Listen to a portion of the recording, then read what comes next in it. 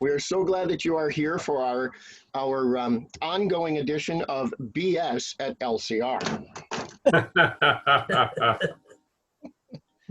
So here's what we need to do. I'll be able to have that handy. Okay. Hello. First, the first thing that we need to do is to check in with everybody. Everybody doing okay? Erica and Sunita just disappeared, but everybody is good? Yeah? Good. Anything major change in your lives or anything like that? Krista, did you have that baby? You said no. Well, We had a grandbaby, but Your grandbaby. Okay, you had a grandbaby, but did the rest of the child come out also? sorry, You said you had a grandbaby, but did the rest of the child come out also? Okay. I didn't have a baby. Somebody else did. Yes. Too early. Gotcha. Okay. Yes. Thank you, Nancy. That's it. Yes, we're off and running already. yeah. My Very sister and brother-in-law have COVID. Yeah. My brother-in-law was in the hospital. He's home with pneumonia, getting over that. My sister is now in the hospital. They had released her, given her another test, and said she was okay. So she went grocery shopping. Then she came home a few days later. She's wound up in the hospital, and she's still there. So we're just kind of very tired. She's got a lot of problems. So That's Diane and her husband, the ones we've been praying for. right, Diane and Jim Reynolds And Jim, yeah. in Michigan. Yeah. Yeah. My cousin's family is quarantined up in around London, Kentucky. That the son has a private business that he does point of sale activities as far as computers, and he came down with it. So they're all quarantined together. They live side by side. So there's about 12 of them that are quarantined. Oh boy. Oh boy. How time flies when you have fun. Yeah.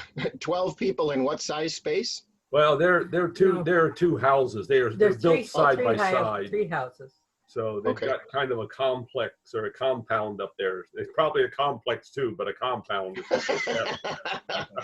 Yeah, one's external, one's internal, right? Yeah, exactly. Yeah. Okay, good. Anybody else? Any major things happening for you? Oh, okay. Hey, John. About to say. I just yesterday got my second cataract surgery taken care of. Oh. Wow. It's great. So they take out the old lens and put in an artificial one, and I can see 20/20 near, far, in between. It's fabulous. Yeah. Good for you. If you suffer I have to from get cataract, Wonderful. John, I have to get mine done. I'm trying to get it done by the end of the year. Wow. Good for you. Yeah, and well, congratulations. And no residuals for you, John? I mean, it doesn't hurt or anything like that the day after?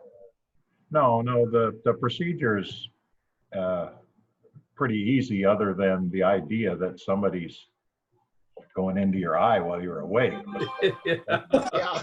Hurt or Yeah. you can't really feel anything. No, like I had it, done the second one yesterday afternoon, and already the vision is. Wow. So it's amazing process. Isn't that remarkable? You have to It's pay a little more to get corrected, both for reading and for distance and in between. Mm-hmm. I think the insurance covers just for correction for distance, but I'm glad I went that way so far. The only disappointment I have is that type of surgery doesn't remove floaters, and I have a little bit of that left. But Yeah. minor compared to what it was.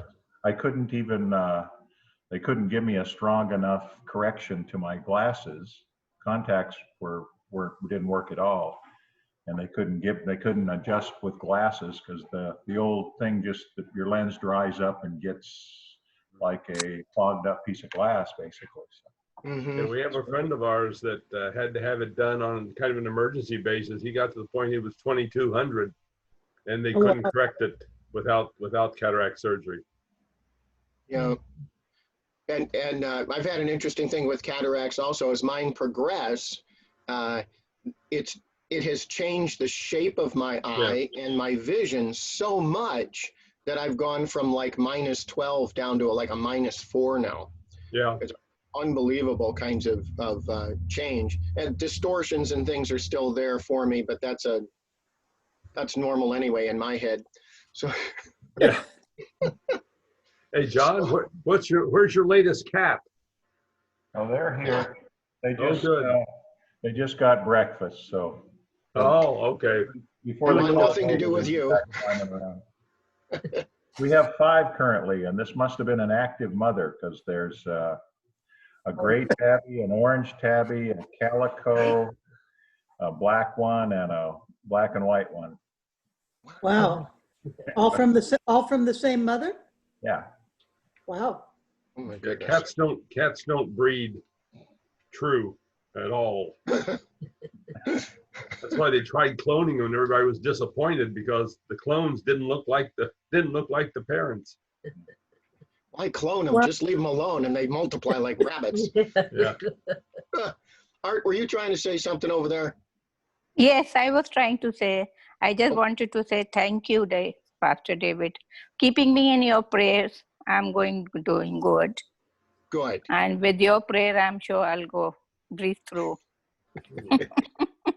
And thank you, everybody. Yes. Thank you, Yeah, everybody. continue to be well. Yeah. Yeah. And Art, were you trying to say something before? No. Okay. He was talking to me. Oh, I'm sitting across from him. gotcha. Okay. That's why the love notes and the puckering of the mouth, like kissing, and gotcha. Okay. I wasn't sure whom that was meant, but yeah, I wasn't sure. It was kind of aimed in John's direction, but it's just a little low. No, yes, we're back at it again already. All right. So this particular, what we're looking to do for the next couple of weeks, right before we have voting, something that had come up in the Living Lutheran magazine. You might find some of these at church. If you don't find these at church, you are welcome to subscribe yourself. Or if you would truly love to give a gift to the congregation, it's much, very reasonable. You can actually provide, I don't know, $100, whatever it is, for a subscription to the entire congregation. Okay. And this is Living Lutheran Magazine. It's the trade journal for the ELCA. Okay. And in it, it's I think a monthly kind of publication, but it'll often cover all kinds of different things, just like any other particular magazine or periodical will. Inside of this particular edition, this talks about how should Lutherans be involved in politics. So I thought coming back in, we would conquer something which is very, very non-controversial and right now. We have some of the items that Erica sent to you include the article from inside of that magazine itself, which looks like this. Okay, so you may have that. You may also have some other things that go with that. Now, this study guide, which goes with that, democracy in discipleship in a democracy, that's really nothing. That's not much of anything. You need to actually go in a different direction with that. And the different direction that you need to go is here. Government, this is our social message, okay? An ELCA social message. How many of you actually have this? It's 24 pages downloaded. It doesn't include all of the doodling pages on the back. So, okay, good. Everybody's got, okay, good. This is probably going to be the main text from which we're going to do our work and conversation, okay? There is a study guide that goes with that looks like this, okay? So those two things are just like this. Okay, we did not. And now I can do my interpretation and audition of laugh in. And if you know that, I know how old you are. That's right. Okay. So out of the article itself, the article, which is this one, Uh-huh. gives us a real overview of what's going on. And obviously, before we do any of all of that, I want to be sure to, where is it? That's not going to be helpful. That's not going to be helpful. Well, okay, if none of it's helpful, don't use it. Let's see here. I thought we had, I was looking in here, they had a good opening prayer and good closing prayer, those kinds of things to use, and I thought those would be helpful. In your hymnals at church, if we ever get back into church, or if you happen to have one, in the hymnals, there are all kinds of prayers in the beginning of that book that they're written, and for those folks who have an ability to write very eloquently and beautifully in prayers, there are all kinds of topical prayers that you'll find in the front of the hymnal, okay? And they'll go on all kinds of different things, whether it's family or personal or anything else. They're just beautiful prayers, and you'll find several prayers about civic life and engaging with politics and what it's like to live in community with one another. So in that spirit, we join our hearts open, as it were, as well as our ears, in a spirit of prayer. Gracious God, you give to us, the church, the institution, the community itself, which shows us directly who you are through word and sacraments. And you also give us governments, structures, institutions, ways in which we work together in communities. We might call them governments, we might call them schools, we might call them institutions of commerce. But in all of these ways, oh God, you give these structures to us, and it's as though you hide yourself underneath them. Help us. Help us to see and to learn and to understand by your Spirit's guidance how it is that you work in the world, how it is that you invite us to become partners with you in that world, how it is that you desire for us to be good stewards of the creation and to care for the neighbor, most important of all.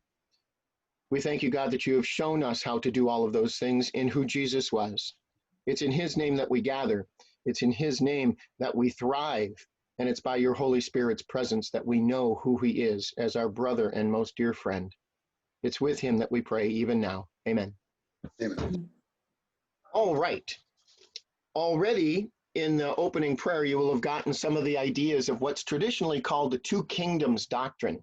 How many of you have ever heard of that before? Two kingdoms doctrine? Okay, some.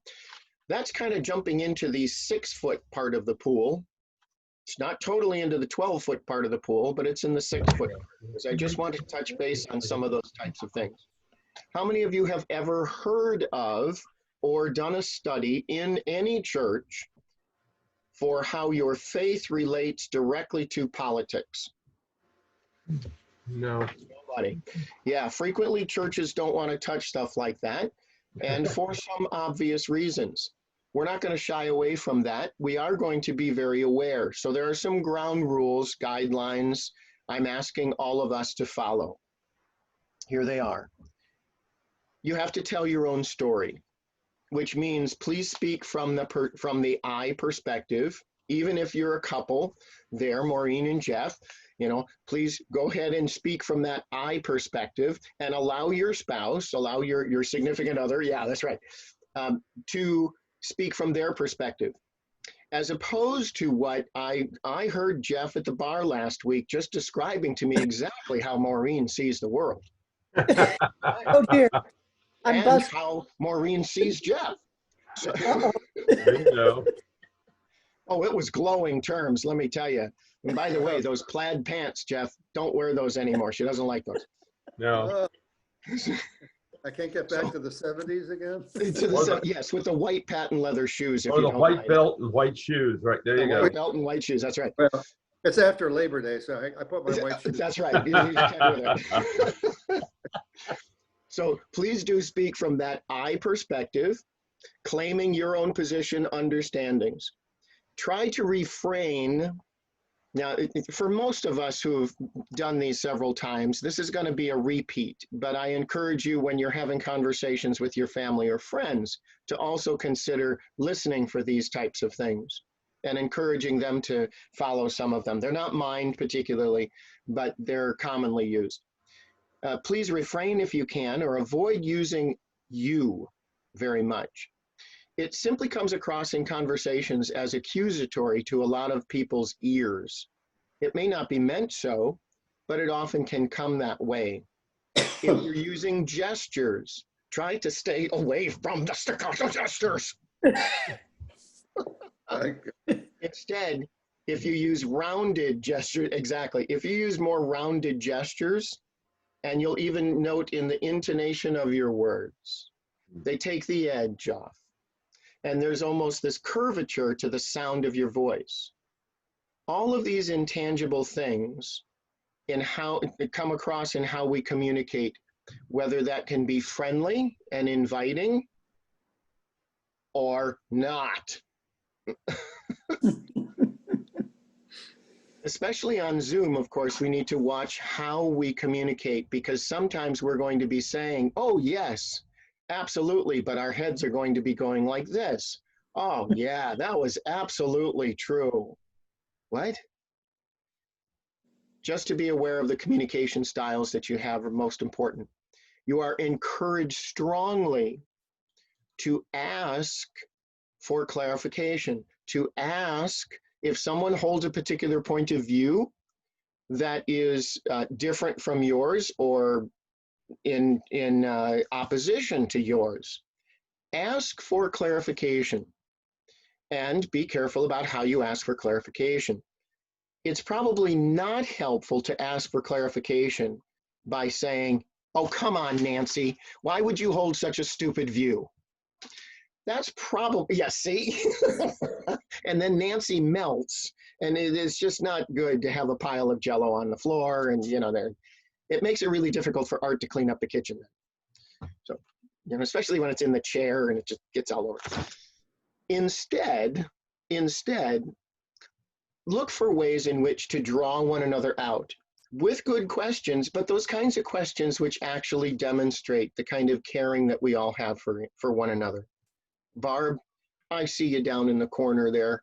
I see you just huddled right down there in the corner. And you know what? I think what you were saying is really important, and I was wondering if you could say more about that. It simply invites someone to share more about what they might be experiencing, thinking, or having in their background. If you're able to simply employ some of these types of things, that can be really helpful in removing obstacles to having difficult, controversial, sensitive conversations, and instead providing a safe place in which to do so.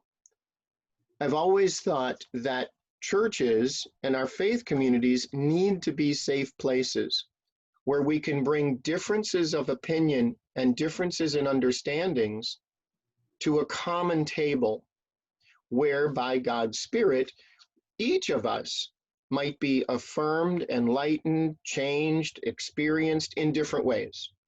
And that can help broaden and deepen our understandings.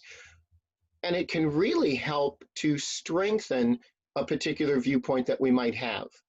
It's one of the reasons I encourage you strongly, whatever channels you watch for news, please watch the differing channels for different perspectives, including even things like Asian business channels, or the BBC, or something like that gives you a more cosmopolitan worldview. Those are very helpful. You don't have to. It's why I also encourage people in church to go and visit other worship communities. Go and see what the back of John's head actually does look like, and see what see what those other places and worship communities are like. Hi, John. What? Hi. What? We were just noticing as your children that those eyes are still there in the back of your head, and we appreciate that you're now wearing glasses on them. So that's good. That's part of those lenses, yeah. You get them in the back too. Oh, how cool is that? That's the parental lens. Oh yeah, yes, absolutely. That's when the grandchildren come up and they start digging in your hair, and they went, "Where are those eyes?" You constantly say that. Where are they? All right. Hopefully, I'm not going to put anybody on the spot, but hopefully now turning to the content and of the material itself, I'm not going to ask if anybody's read it, but if you have been able to read some of them, then you can see that the way in which we put together documents is very cerebral. In the mainline traditions, we use two ways in which we come to understandings. One is reason, the other is revelation. Reason is using logic and all of the resources that we have. That's why there's an encouragement in all the documents to use evidence-based approaches to things. So we have to agree on what's evidence and what's, what are facts and things like that. And if you can't agree that on a particular set of facts, then reduce that down to the lowest commonly held understandings about things. Okay, so at least you start for some common ground. There's an encouragement there to do that. No, we'll leave all that there. The revelation, so reason and revelation. Revelation is something that comes to us over a period of time typically, or experience. Some of you learned in driver's ed about how to drive a car. Is that the same thing as driving a car? Yeah, no.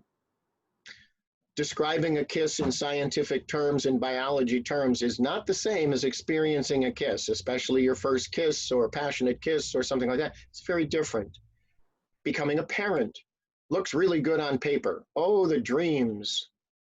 Becoming a parent when they get to age 2 or in the middle of the night when they want to be fed, or, when you're waiting at home wondering, what time are they coming home? It's a little different. Revelation comes to us by those things that we, okay, I missed it, Jeff. You got to unmute yourself if you're going to say something. So go ahead. Yeah.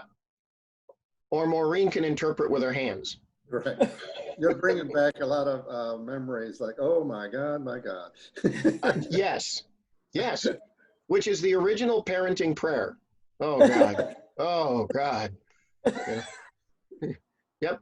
That's how that all starts that way. I do So have reason. one thing to say before we get started. You talked way back in the front about church and politics. Yeah. Were you ever in anything where the church, you talked about politics and everybody went, no. I do remember back in 1960, and some of you probably remember 1960. That was before Nancy was born. Yeah. If you can, you weren't there. Being in, True. Being in church, I mean, it wasn't during a service, but it was after service, and having a big discussion about what are we going to do with a Catholic president. Oh yeah. The Pope's going to run our country. And I was, I was Missouri Senate Lutheran at the time. So there's, but that's the only time I really remember it was, it was huge, as they say. Oh yes. Very, very big. Yeah. And God forgive us because we have Missouri. So, Yeah. That's right. But anyways, everything worked. It works out. Yeah. Over time, that's a good example though, Jeff, that we can use, because over time we begin to see with a broader perspective that religion is important to many people, but it doesn't necessarily mean that the Pope's going to run the country.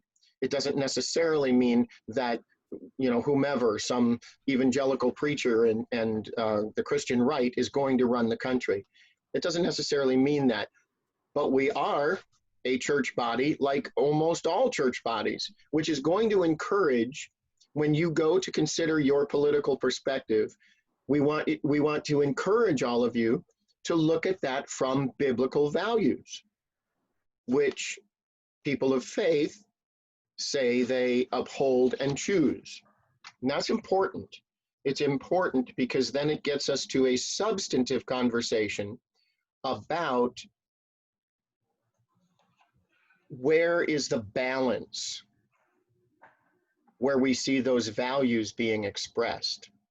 And that's really where the conversation often goes. Very rarely do we have simply binary choices. You know, this is good, this is bad. Very rarely do we have those. It's usually all mixed. So it's more a matter of balance. And that's where we need to have the conversations with one another. So reason and revelation are two ways in which we typically come to some kind of understanding. A good example of modern day revelation is when people have conversation about white privilege. And some folks have a great rootedness in what that means and how that takes shape. And others simply will dismiss that. Maybe they haven't experienced it, studied it, looked at it, been in a situation where they have seen that in themselves or in the group of which they are a part. That often will come by revelation. The change that may occur in some families because now one of the relatives has come out and is from an LGBTQ perspective, and how that might change the understandings in a family. Revelation gives us deeper perspective and usually a broader understanding of things from an intangible basis, as opposed to a factual basis. People are often not moved emotionally or changed in the centering of who they are just by facts. It's usually their emotional response to those facts or the experience or the awareness. So we need to keep that in mind, that different folks are in different places, okay? All right. All righty. So reason and revelation is how we come to those things. In some background for you, some of this, I'll try and move through this quickly as well. Social messages and social statements are different. In our denomination, we have a number of social statements. These are policy statements of the denomination that are formulated over a number of years and include input from the members of the denomination, congregations, clergy, theologians, all the resources that we have, and they are debated significantly and for a good period of time. They're debated intensely. They're looked at. The words are changed. Lots of drafts, typically. And then it's sent back out to the wider church and to congregations for review. And then when they're completely ready, they'll come forward to our church-wide, our denominational assemblies, and which are held every 3 years, and they'll be voted on. Okay? Those are social statements, and that's policy then for the denomination. Remember that our denomination is primarily led by laity, not clergy. We are not a magisterium like the Catholic Church. We are a ministerium where all of us are a part of the priesthood of all believers. We are all ministers by our baptism and our baptismal vocations. The gifts of our baptism are what gift us, privilege us, and call us into that kind of relationship with God and with our neighbor and the world. And so it's out of our baptismal vocation that we engage in all of these leadership decisions about how we're going to run our denomination. Those are social statements. Social messages come directly from and are formulated by our national or denominational church council. Just like a congregation has a congregation council, so does our denomination. They have a denominational church council. And from that body, which is significantly larger than most of ours, from that body are developed messages which are sometimes done because of the timeliness involved. And they come from those specific church leaders. They do not hold the weight of policy. They are designed to give guidance, direction, and information. Now, does that make sense, everybody? So those things are different. We do not have a social statement that is specific to Lutherans and politics and participating in politics and anything. We don't have that. That's coming, but we don't have that. We do have this particular social message. And the social message that we have is that long 24-page document. Okay, there you go. Government and civic, da-da-da-da-da-da. Okay. The article that was in that magazine, Living Lutheran, is an overview of that. So that's where we're going to go, is going to take a look at that overview. All right. You would have thought, or at least I would have thought, expected, that the church would have, quite a long time ago, addressed the issue of politics, faith and government, civic involvement, all of those types of things, perhaps all the way back into the 60s. You know, obviously the ELCA started in 1988. Obviously the churches and our predecessor churches all were struggling with those issues in the 60s. I think everybody here can probably remember the 60s, and just like Jerry said, and if you remember them really well, you didn't participate in them as strongly as you might. So, you know, so and those of you who remember the Summer of Love, 1969, yes, okay, yes, I grew up in Chicago, so you know, LSD was right there. I mean, come on. It was there all the time. I'm talking about Lakeshore Drive. What are you thinking about? Yeah, lysergic, whatever it is. The 1960s were a very unsettling time, as it were, especially as a slingshot pendulum back from the 50s. Father knows best, and so on. The 60s, that is so cute, John. I don't know how you train them to do that, but you're just quite the guy. So the 60s were a time of upheaval, and the church obviously struggled during that period of time with those issues. In fact, Pastor Gene Vetter, who was the predecessor pastor in the congregation and the founding pastor for LCR, was at times involved in some of those activities.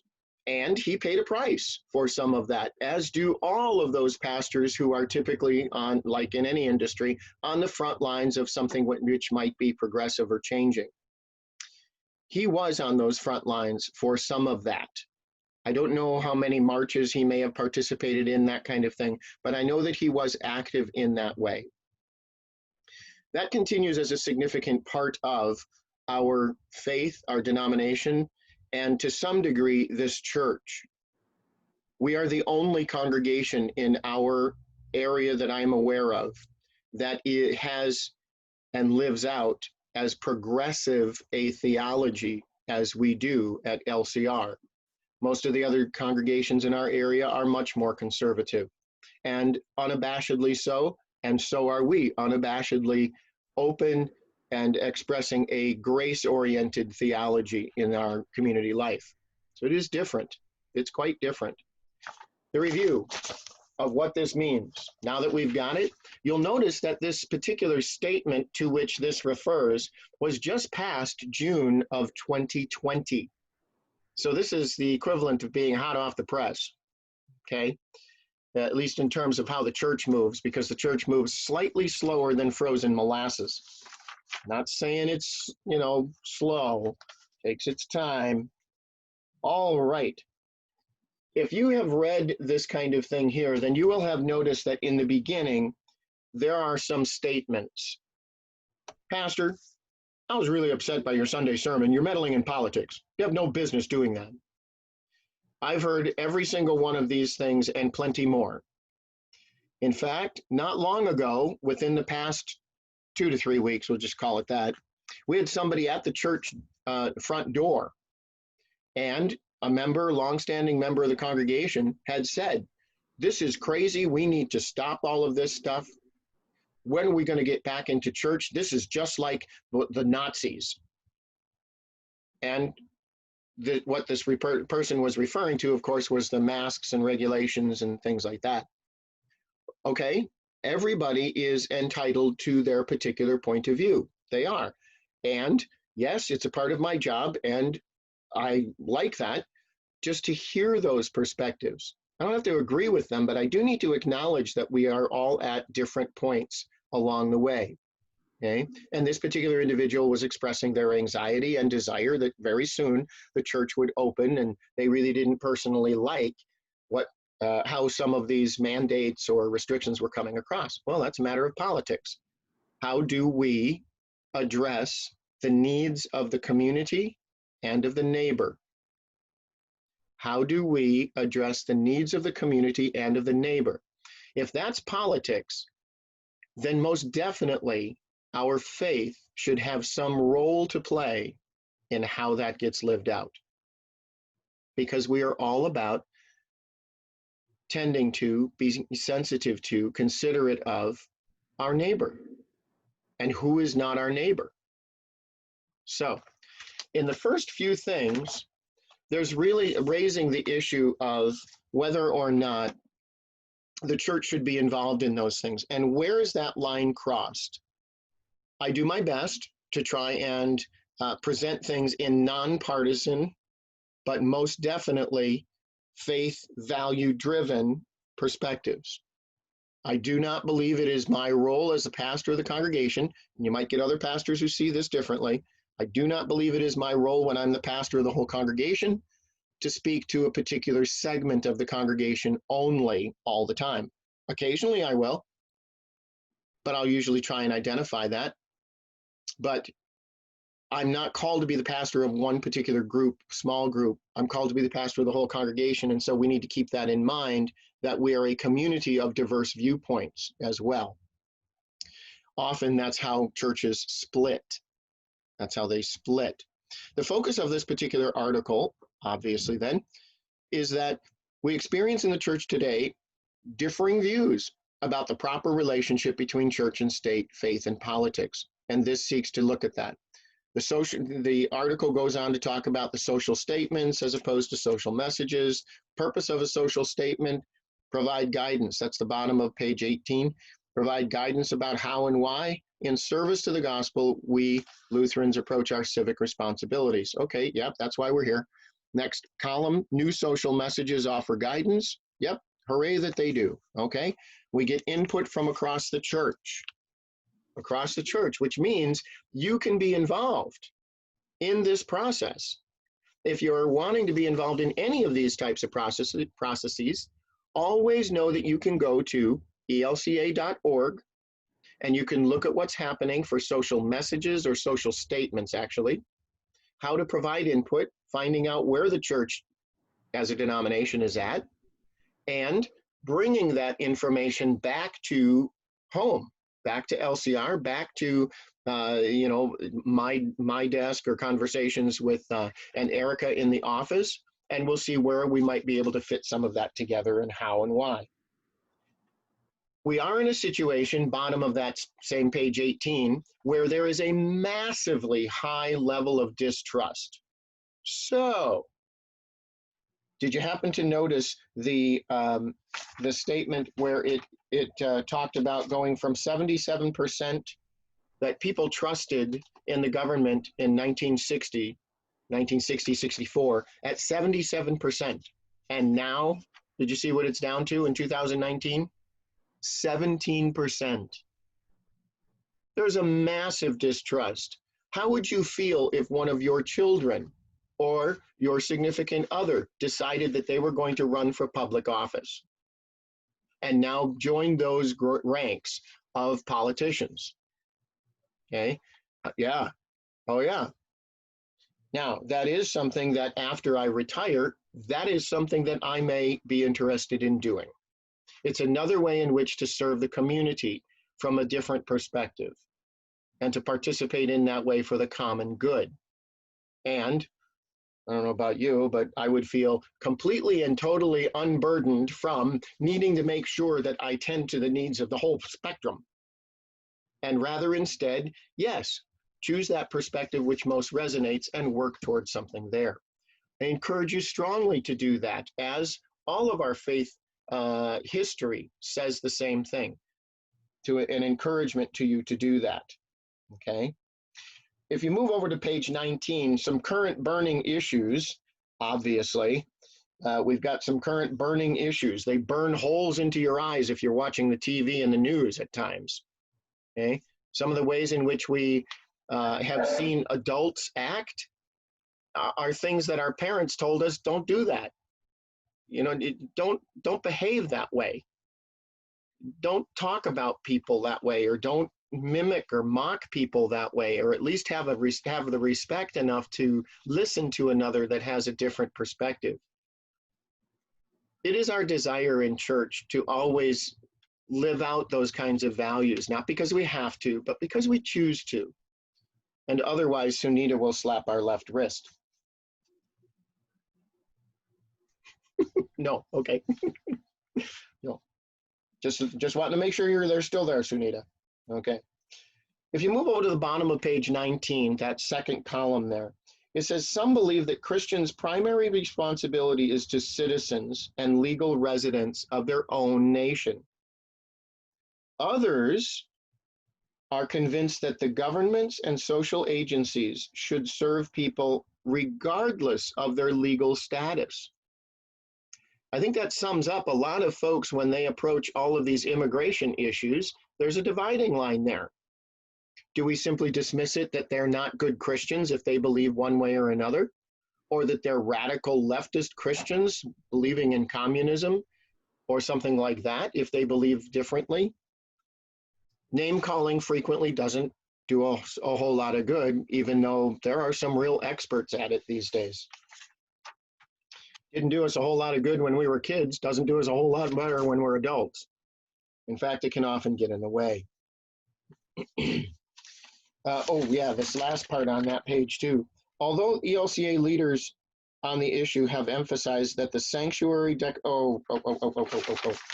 This talks about the sanctuary declaration. Bottom of the first paragraph or first column on page 19. In what proved to be 2019 Assembly's most controversial action, the ELCA declared the denomination a sanctuary church body. Because of this, we had one household in LCR specifically leave not only the congregation, but the denomination. This is a very well-known individual in the congregation. You would know them right away if you happen to see them. Okay, those of you who've been here for a while. And that individual left specifically because of that decision at the denominational level, stating, in fact, that the church ought not to be involved in any political issues whatsoever, including and most especially protesting or saying anything having to do with immigration. They were very upset. They were very upset and left. Now, I respect that they left and left because of that particular perspective. What was difficult was a lack of conversation. There wasn't any conversation to be had there, not because their mind had been made up already, but in asking, I wanted to understand more fully how this person who had been in church for quite some time had heard lots of sermons over the years, and I know many of them from two perspectives, Pastor Vedder's and mine, that are quite active in being tolerant and open as we are as a church, and yet would move in a different direction around that particular topic. And I wanted to understand more about that, and they were unwilling to discuss it. There was simply a rejection wholeheartedly. This is the way my mind is made up. I'm not going to be bothered with any conversation. Okay, well then that's as much as you can do. That's as much as you can do. I want to make sure that I'm putting out as few catalyst words or trigger words or ideas as possible, because I am interested in good conversation for the congregation. I'm not interested in knee-jerk reactions, which cause people to walk out the door.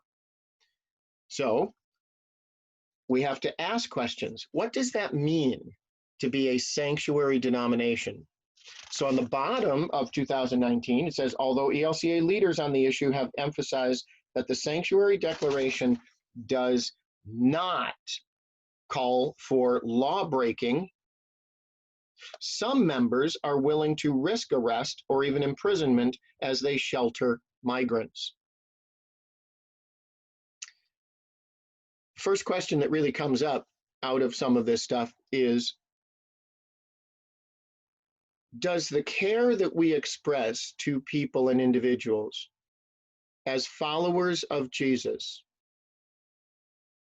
does that care stop at any one point because of gender, because of orientation, because of nationality, because of citizenship?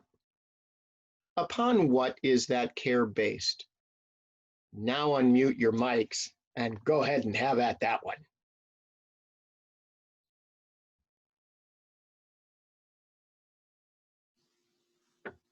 I guess the part I thought about, Pastor, was in the prayer when they say, you know, do unto others as you would have them do unto you. And you think about that if you were in the case of some of these people, and they've been doing, NPR has been doing a thing about, they've done a study of things that are left on the border. People as they cross the border leave things, leave billfolds, leave sometimes, you know, things that are there, and almost like what they had in Vietnam, the things they carried. They're doing a book about that.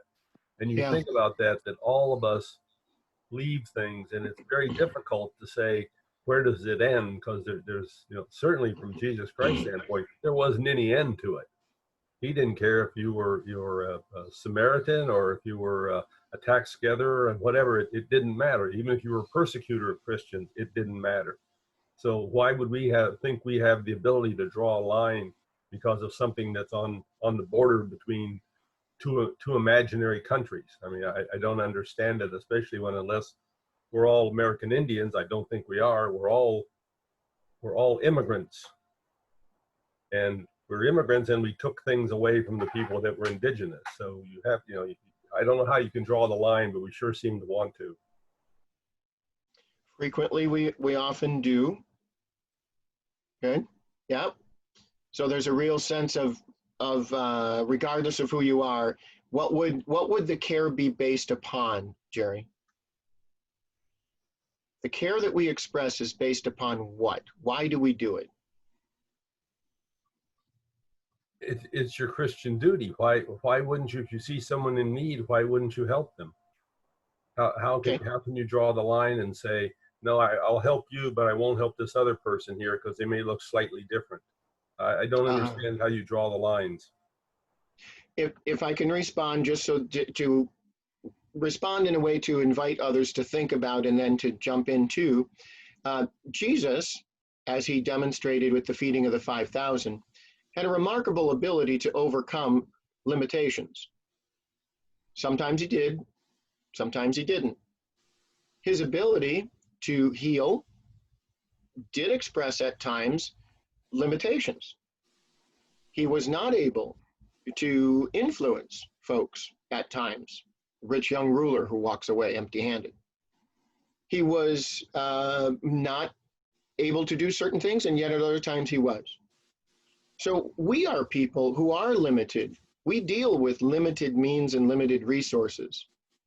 How shall we, who cannot overcome those limitations at times, deal with the decision-making process about who gets fed, who is provided healing, who gets access to resources, and who does not? Jerry, I tend to agree with you, but I have a question. What, would you just have open borders? No immigration policies? I mean, that's a question that I struggle with. What would you do?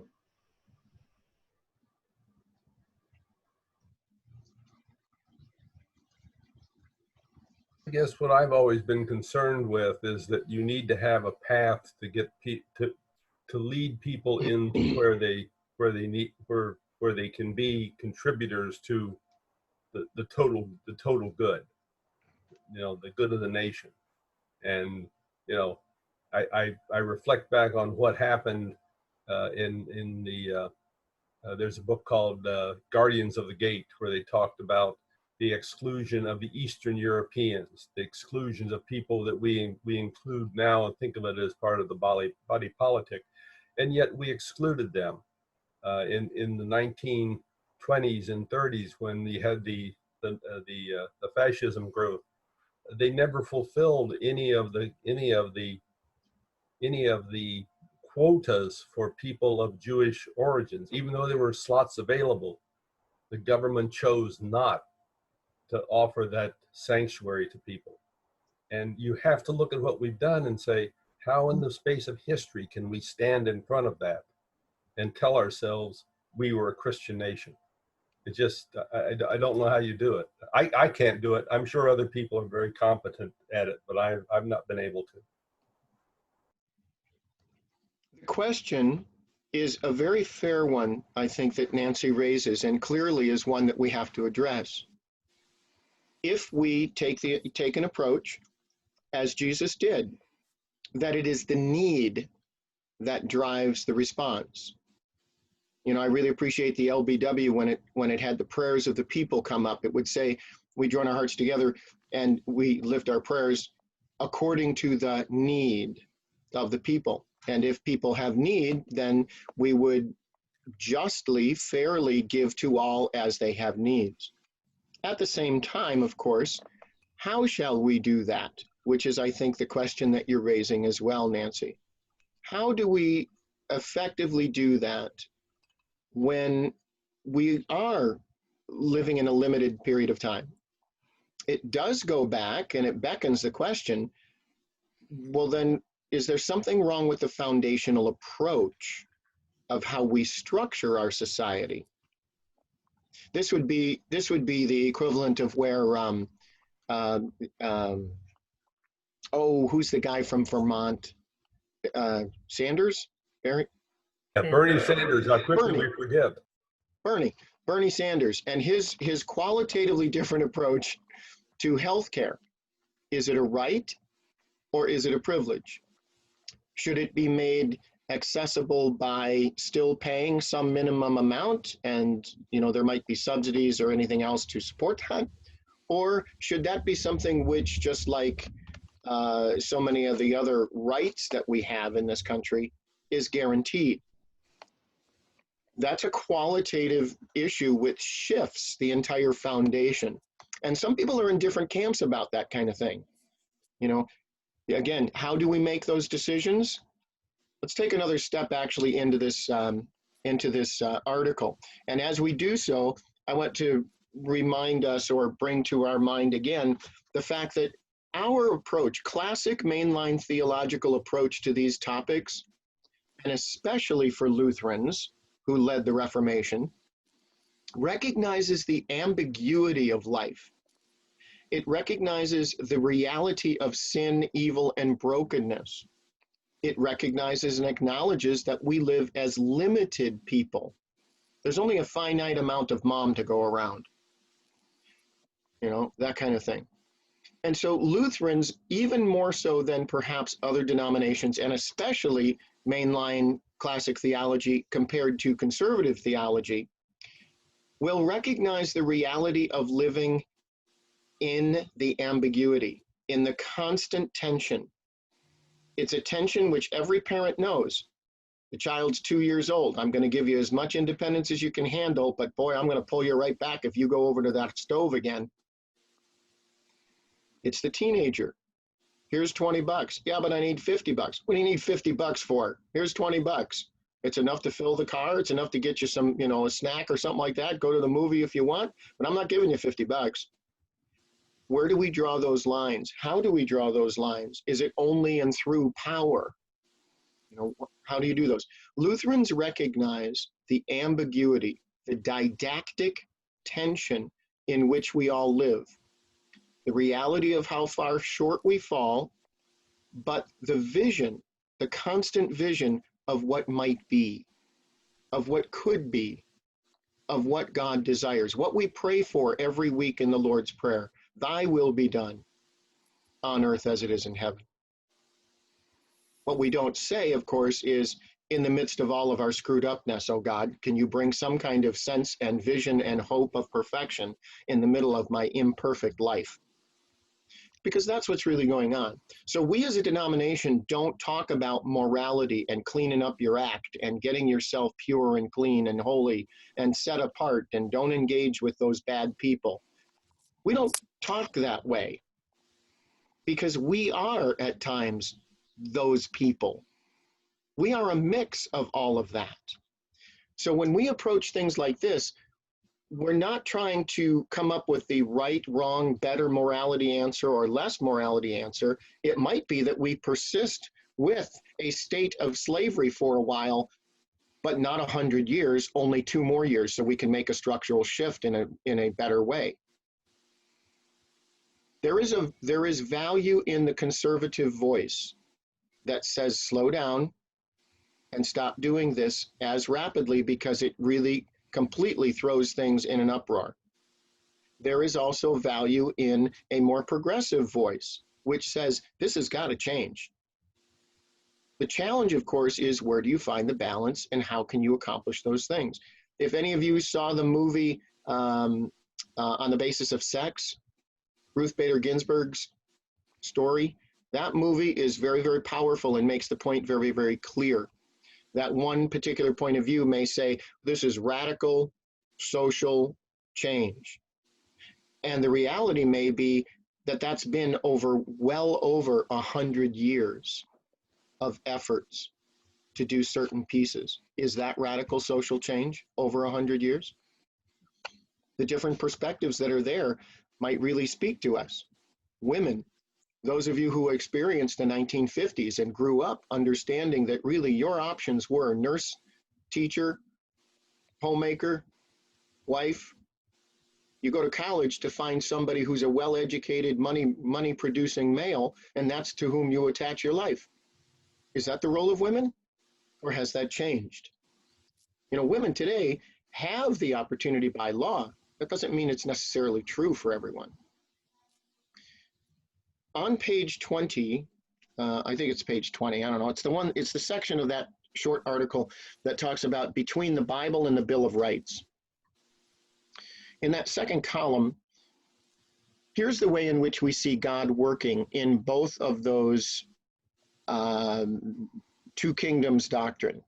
The left hand of God basically is the hidden way in which God works in the world, through structures, institutions, and so on. The right hand of God is the way in which God works directly, openly, visibly through the church.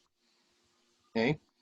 So in the middle of that last column there, it says, a Lutheran social statement on church and state, a Lutheran perspective, 1966, this was passed.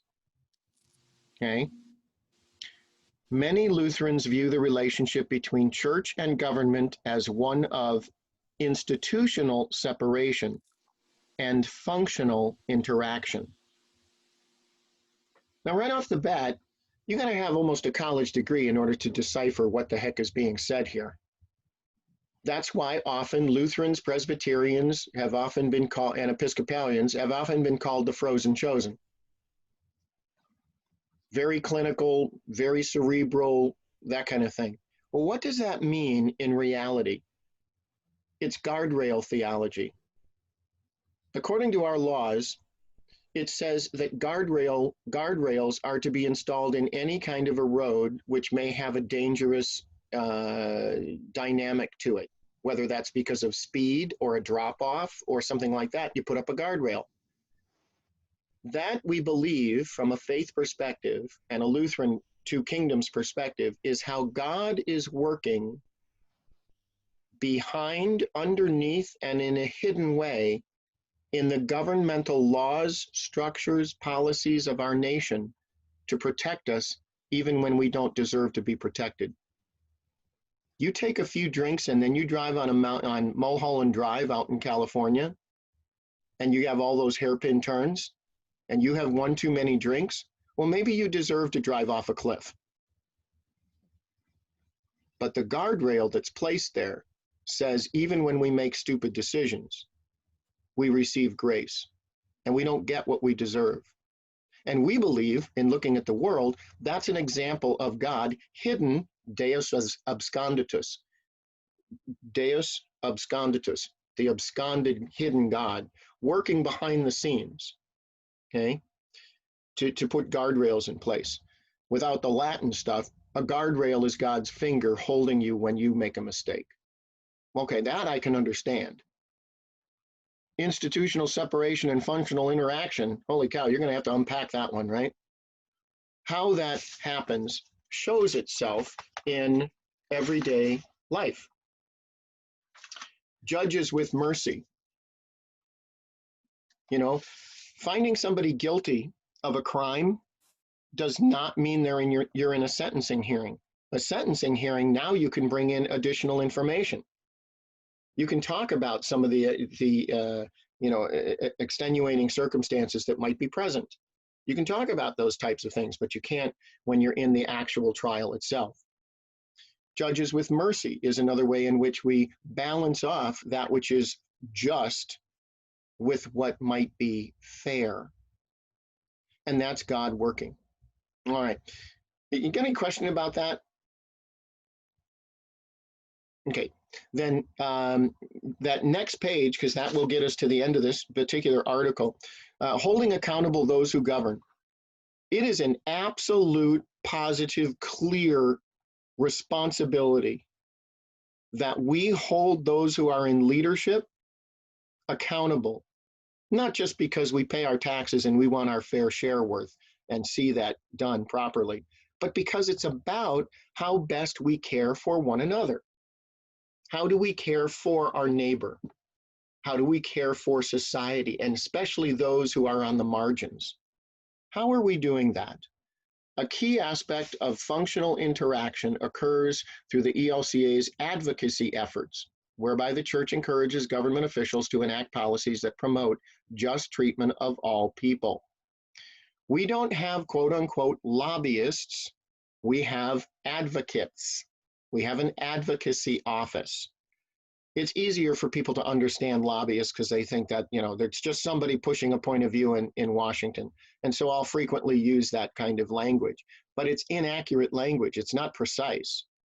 The precise language really is about advocacy, because we're advocating for those who do not have a voice. We're advocating for those on the margins. We're advocating for all those for whom God already has demonstrated preferential treatment.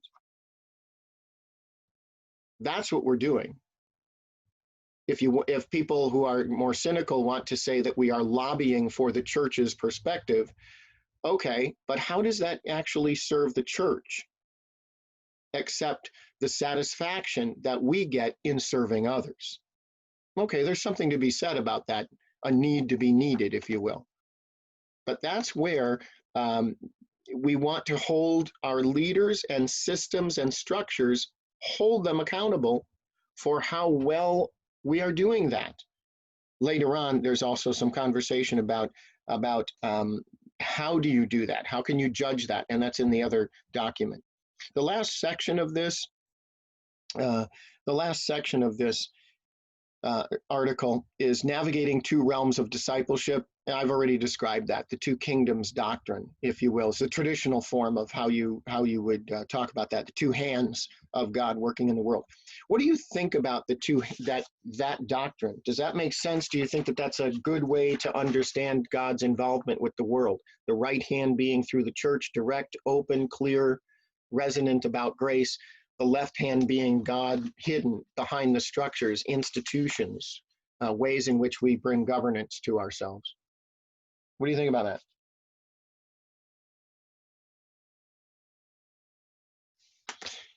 I like it because God is there, God is everywhere, and it's all a part of it. Yep. Well, and even though we hold to the principles of mercy and caring, without the structure of government, there would just be chaos. Mm-hmm. Mm-hmm. There would be. Yep. It brings order, which is a Genesis theme, bringing order. So what's the alternative doctrine? What's the Yeah. alternative to two kingdoms? A theocracy, a theocratic model. A theocratic model conflates the church and government into one. Remember that democracy itself is a relatively, new experiment in the history of nations. Representative government, the republic, that was around in Rome. That was around in Greece. They talked about those things, but actually living that out in a particularly modern and large scale way is really relatively new still, after 200 and how many years now? Yeah, whatever it is, 250 years, something like that. And so the way in which we see a different doctrine is look to the Middle East and look to countries that have a theocratic approach. They institute Sharia law. And if you're a conservative, you've taken a conservative approach to your religion, and then you imbue that into the laws of the land, yikes, that can really be devastatingly harsh on people. And how does this impact people who do not share your theology? Yes, it really does. It impacts that. And it brings an impact on others, like when some of the abortion clinics were being bombed, and those who work in those clinics were being threatened in their life. It's the law of the land, and yet even though it's the law of the land, you look around today, you know how many abortion clinics, if you will, I don't like that term, but you know how many abortion clinics like that are available in various states? We're all the way down to none. And there are a few states, I thought, correct me, those of you in medicine, Art, you and Nancy might know this. I thought that there were a few states where we are down to 0 clinics that are available for reproductive rights and including abortion. I'm not sure, but at least it's very, very close. And yeah, it's okay. Yeah. Now somehow we've gotten there quietly, but we've gotten there. So, okay. The issues that Esther, go ahead. wasn't this what we were afraid of when we elected Kennedy as president and the Catholics taking over? Sure. It's a very, very slow process also. That doesn't come overnight. What could have Kennedy done? Because of our form of government, what could Kennedy have done on his own? Well, he could have passed a lot of executive orders, and a lot of presidents do that. But it doesn't have the weight. It only has the weight of that administration. It doesn't have the weight of Congress. And so there's that, checks and balances there. But we seemed at that point, according to some historians, to be so anxiety filled with this influence of the papal presence. Okay. Do we have that now? Anybody remember in the Bush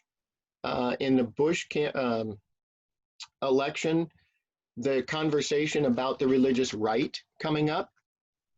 Anybody remember when Romney was running against Hillary, or in the primaries or otherwise, and his Mormon perspective came up? To what extent should your faith inform your politics?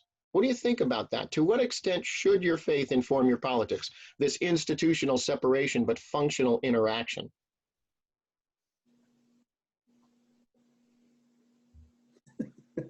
These are hard questions. It's a tough one. Where do you put the balance point? Here are some of the things from this article that come to us to try and help us. What is the purpose of government? If the purpose of government is to prosper the nation so that it achieves economic supremacy, then go to China. Go to China, because that has been their 100-year plan. They've said that. It is the supremacy of that of the government in order to become an economic power and the supreme economic power. They've not wavered from that at all. What is the purpose of this particular government? And if the purpose of that particular government is able to be aligned with faith values, what would they be? This article lays that out, that the purpose of government and as it aligns with our faith values is care for the neighbor. Care of the neighbor. Specifically, what neighbors? Those particularly who are on the margins. Those who have a voice, especially those of us who are white, educated, middle class, we typically have a voice. We know how to pick up a phone and call the congresswoman or congressman and, you know, our representatives. We know how to do that if we are so motivated. We know how to write a letter. We know how to engage with, to write in something that might be published in a local op-ed. But for those who do not have those abilities, those opportunities for education, you know, it's everything they can do to just put food on the table. And sometimes they can't do that. Where is their voice? If we follow Jesus and he deliberately went to places where there were prostitutes and tax collectors and widows and orphans and people who society at that time shunned and said they're not worth it, then we're following an individual who encourages us to know first that we are valued and that we have our future secure because of what he has already done. Therefore, we are able to go just as he did to all of those who are needing that the most. Well, who needs that the most?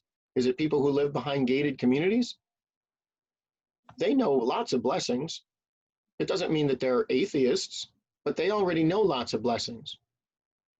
Who are the people that don't? Widows, orphans, and so on. Okay, fine. That's why you'll constantly hear in the right hand of God, pleas for cash and money and gifts and this and that and the other thing to be able to care directly for food pantries and for others. In the left hand, you will see advocacy from the church for those who are on the margins, those whose needs are left unmet, those who are left out in the cold, those who are told you cannot have health care because you are not a citizen of this country.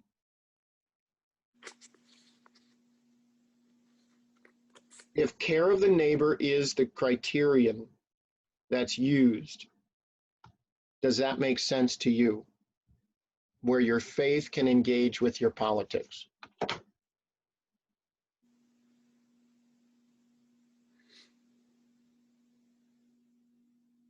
The question, I think, becomes how far? You want to support paying for Joni's abortion because Joni can't pay for it herself? Do you want to support an increase in the WIC program? You know, women, infants, and children, because that's for food, nothing else. Do you want to support the? Do you want to support a change in the enforcement of a policy that's been around for several administrations about the separation of families for immigration? You know, this is not Trump who invented this policy. It was around before. This administration has enforced it in a different way. So much so, I recently heard and then read 540 some kids are lost to their families. They can't find their parents. Maureen? I read that yesterday. Yeah. Mm-hmm. Yeah. What does that say about how we're taking care of the neighbor. I don't want open immigration where people can simply walk across the border and do whatever they want. I don't think that's a good stewarding of our resources collectively. I do think that we need good documentation. Well, what is good documentation? I do think that we need to figure out how we can tend to the needs. And if you pay taxes here, then you get the benefits here. Does that happen from day one? I don't know that that's fair. Just because you're here day one, does that mean you get full benefits for Social Security or something like that? When what you've paid is $5? Is that fair? I don't know. Well, what is fair? When you pay 500? When you pay 5,000? Is it a matter of time? Is it a matter of how much tax you've already paid? As you can see, the issue really becomes taking a closer look at where do we call the balance here? Where is this balance? And if we're going to do that, then we do have to look closer at specific information and the information that really matters. Some of you are familiar with the term triage. You know, you gotta, if you're going to triage something, you tend to those who have the highest need first, regardless of anything else. What's the highest need? Well, if we take a look at that, what's the highest need? It's going to be for people who are in a life-threatening situation. If tending to our neighbors starts with their actual life, then there are certain situations which are going to come up immediately and might need to have their situation tended to. Scott Shepard, and John, you may have been involved in this too, I know you are, on a regular basis, deal with folks who are in prison. And some of those folks don't even have the liberty that should be, that could or might be afforded to them. If we don't look at specific individuals or individual cases, but we look at the overall approach, there are many estimates that 10% of those folks who are on death row may actually be innocent. Well, upon, what resource are you using for that? A number of different resources. Would never recommend looking at one resource. Look at many of them. Okay, are they good researched things? And so people like John and Scott Shepard have worked to help take a look at that. It's an important thing. What about women and children who don't have, oh, sorry, John, go ahead. Yeah, I don't know, just one thing that kind of both Scott and I have learned and baffle us both is just our judicial system. And on one hand, it's very frustrating to the law enforcement and the judicial system that how hard it can be to get a conviction, and how difficult it is when there's people who have knowingly committed very serious crimes and murder. On the other hand, once our judicial system has enough to make a conviction, the whole organization and process is pretty much cemented in for that. Although it's a very small majority of innocent people who get convicted, the ability to have that overturned is just like probably 1%, a lot more than the number of people that are. And there's probably just this one person we've met in the thousands we've met that we truly believe that he's innocent, and just to watch his struggle and family struggle to try and get some justice in his favor. He's even turned down an offer for him to through the pro board to go free. We will release you now, one caveat is Mm-hmm. you admit to the guilt of this crime, so that Yeah. we're off the hook for any future. And you know, he won't admit to killing his wife for any reason. Anyway, I just share that it's kind of a very unique system, and DNA has kind of changed some of that. But unless you have the magic, some sort of DNA evidence to reverse it, the system that's in place pretty much does not allow any changes to be made once there's a verdict put in place. Yeah. There are some very difficult balancing acts of which we are a part because we are citizens in this country. And because we're citizens, this is our government. This is our responsibility. We elect, call forward, appoint representatives who will do that on our behalf, but we have that full responsibility from a civics point of view. From a faith point of view, our values drive us to look at how that neighbor is taken care of. Whether people are receiving justice in an appropriate way or not. And, you know, that whole conversation about whether or not prison systems should be for-profit or non-profit. Just because people are in prisons, does their worth become less? And we simply now run those organizations so that they are able to just, well, you know, you can have oatmeal 5 times a week for dinner. It's cheap. Being very careful about those kinds of things is really important. Whether it's reproductive rights, gender roles, prison sentences, who gets to be in what positions?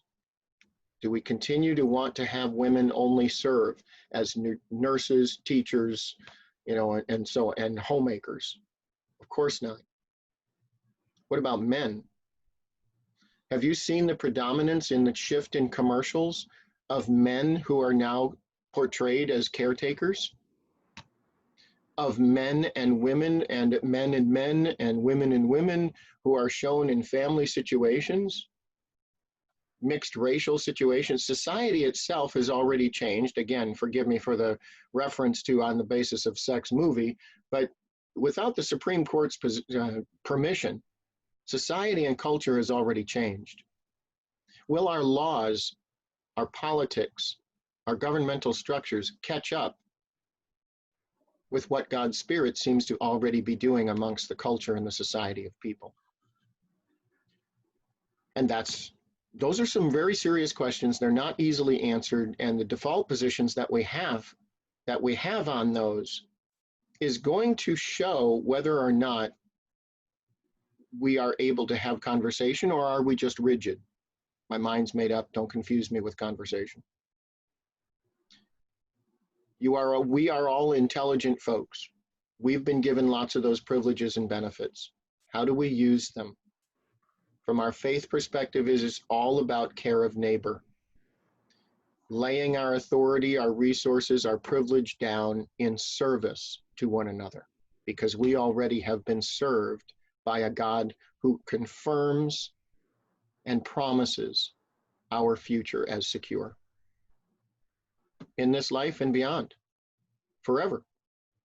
Therefore, we don't have to worry, and we can speak for those who can't. Yeah. Mm-hmm. And now let's receive the offering, since that's almost bordering on sermon.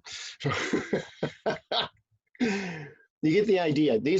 I encourage you strongly, as if you haven't received this document, that's this big thick one. This is where I want to go next and go through the pages of that. I encourage you strongly to read that, okay? And then the study guide which goes with it, remember these two things here, okay? The study guide which goes with it is divided into 4 sections, because that is divided into 4 sections. None of these documents is going to tell you how to vote in the presidential election coming up.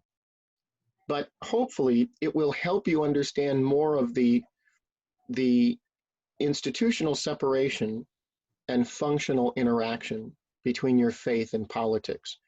There's specifically a definition of politics in there, which is I find most helpful, that talks about the common good of society. You'll read it when you get in there, but I think it helps to focus that. Okay, good place to stop. This has really been good. Has this been helpful for you? Because I've been doing most of the talking today. And I say one, the common good of society, I think, is out there and strong. It just doesn't get a lot of press. Mm-hmm.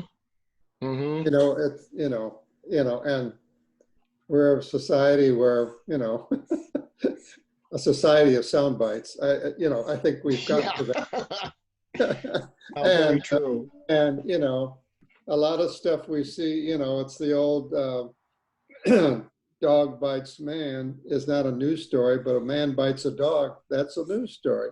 But, yeah. Oh, there you go. And so you each person has to take initiative to wade through the sound bites and figure out where the perspective is, because I look at, like, one thing is Lutheran services, you were talking about border stuff, and I remember maybe a year or so ago showing what they're doing in Texas and things like that is just phenomenal. Well, it is. It's a story that needs to be told, but they're the unsung heroes, I think, and they're trying to make the best of situations that are sometimes overwhelming, in one mind. So, anyways, that's my sound bite for today. Sounds good. Sounds good. Yeah, something that I don't watch very often, and I probably should do more, is watching church news or faith-oriented news channels. I must admit, I have to come clean. I can't stand some of the, CBTN, something like that, is like the Bible news stuff. I can't watch it for more than 30 seconds without starting to be very uncomfortable and wanting to turn the channel. It just, I have to go to a different place, whether it's EWTN or some other faith-oriented channel that might talk about exactly what you just said, Jeff. A real focus on where is the neighbor being taken care of? Where are these exceptional stories? And there are a lot of them. There are all kinds of them. Many that are local, many that we don't ever hear about, just common, easy, simple things that neighbors do for each other. There is God. Well, let's lift up some of those, as well as some of the structural things that really need attention and advocacy. There's another individual in our congregation as we close that has had an interest, and I'm going to see if I can invite him to come and be a part of our group here for Bible study, and that's Shane Meager. Shane Meager has been willing to take on the advocacy kind of role. Social ministry in our church has two hands. One is all of the ministries of mercy, bringing food, bringing clothes, serving at the food shelter, all that kind of stuff. Food shelter. You get the homeless shelter. You get the idea. That's for those can of peas, can of lima beans nobody wants. You have to go to the shelter. The other part of social ministry is actually advocacy. And a lot of people don't get involved in that because that is about changing the structures, changing the institutions, getting involved in the political conversation and advocating for all those values and for those neighbors that often are not seen. And Shane is he has an interest there. I've given him some materials, but then COVID hit and it really didn't go much further anywhere.